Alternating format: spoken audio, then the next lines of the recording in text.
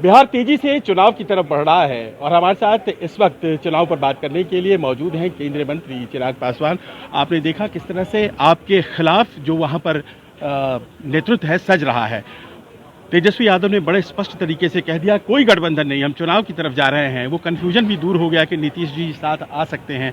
और मैं देख पा रहा हूं कि वो युवाओं के बीच, युवा आयोग की बात आप करते थे वो कर रहे हैं, वो रसोइयों के बीच, वो महिलाओं युवाओं सबकी बात वो कर रहे हैं। आपको लगता है कि ऐसी तैयारी आप लोगों के बीच भी है? देखिए, उनको बात करने की ज़रूरत इसलिए पड़ रही है क्योंकि उनके पास एक इतिहास है।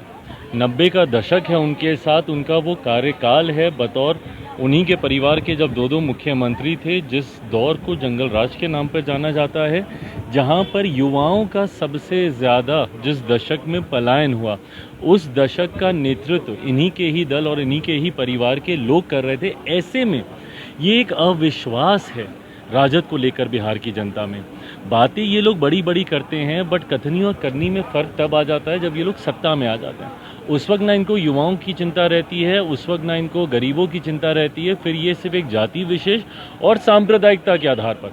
आज भी राजद वही पार्टी है जो कि मुस्लिम और यादवों की बात करती है, जातीयता के आधार पर बांटने का काम करती है, सांप्रदायिकता के आधार पर बांटने का काम करती है। पर जब जब ये लोग सत्ता में आए हैं, ये भी बिहार की जनता को भली भांति पता है कि आने के बाद इन्होंने उन कार्यों पे क्या किया जिनकी वादे या जिनकी बातें कर कर ये सत्ता में आए थे।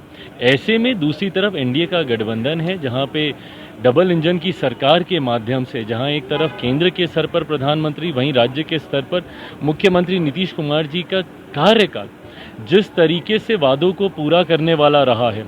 लोकसभा के वक्त आप मुझे बता दीजिए, प्रधानमंत्री जी के द्वारा जितने वादे किए गए थे, एक एक कर प्रधानमंत्री जी उन वादों को पूरा कर रहे हैं। भागलपुर गए, दरभंगा गए, एम्स की बात हुई, इंफ्रास्ट्रक्चर की बात हुई। इस बार के बजट में आप देख लीजिए जिस तरीके से बिहार को लेकर ना सिर्फ घोषणाएं की गई, बल्कि उन चीज़ों को धरातल पर उतारा भी गया।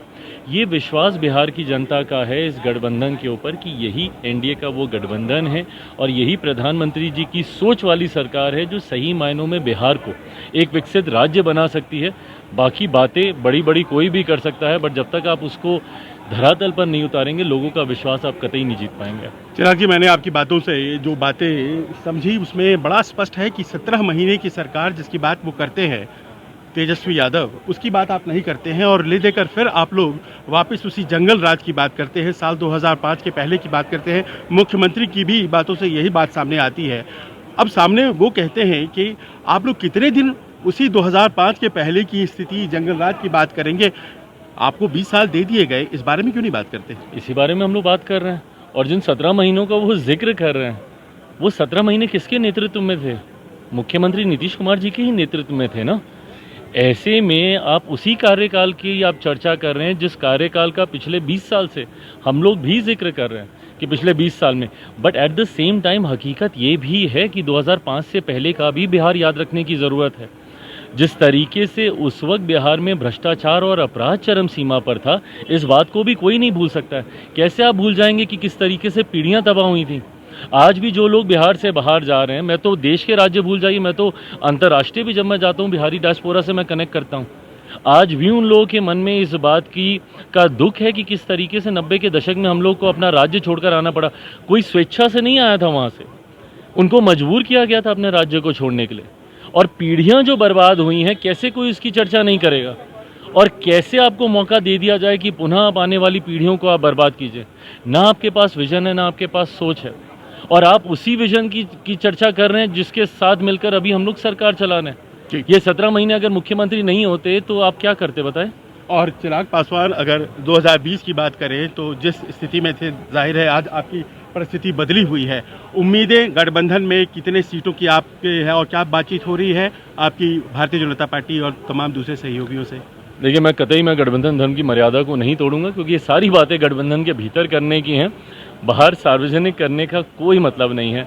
मीडिया में इन बातों को करने का कोई औचित्य नहीं बनता है जब तक गठबंधन के भीतर ये बातें नहीं हो जाए। पर हाँ, इतना विश्वास मैं ज़रूर दिलाता हूँ गठबंधन का सहयोगी होने के नाते कि बहुत एमिकेबली लोकसभा में भी सारी उंगलियां हम ही लोगों पर उठ रही थी कि गठबंधन नहीं होगा, कैसे होगा, सीट शेयरिंग में दिक्कत आएगी। बट हम लोगों ने, आपने देखा कितने एमिकेबली लोकसभा में भी गठबंधन हुआ और उतने ही एमिकेबली विधानसभा में भी ना सिर्फ सीटों का बंटवारा, सीटों का चयन भी होगा। आखिरी प्रश्न, कहा जाता है कि गाड़ियां 15 साल बाद बेकार हो जाती हैं, 20 साल से खटारा गाड़ी चल रही है, तेजस्वी यही कह रहे हैं। ऐसे में मुख्यमंत्री का चेहरा आपका वो 20 साल का खटारा गाड़ी, तेजस्वी बार बार इस बात को दोहराते हैं। बताइए, मतलब अब फिर वही है ना कि मतलब शिक्षा ज़रूरी है।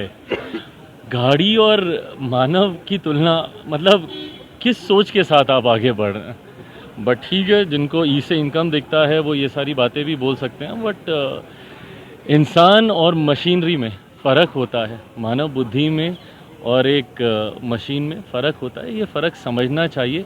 15 साल का बच्चा एक युवा अवस्था में जाता है, अनुभव उसको आने लगता है। ऐसे में मुझे लगता है कि किसी भी राज्य को चलाने के लिए उस अनुभव की ज़रूरत है जो मौजूदा मुख्यमंत्री जी के पास है। बात करने के लिए शुक्रिया।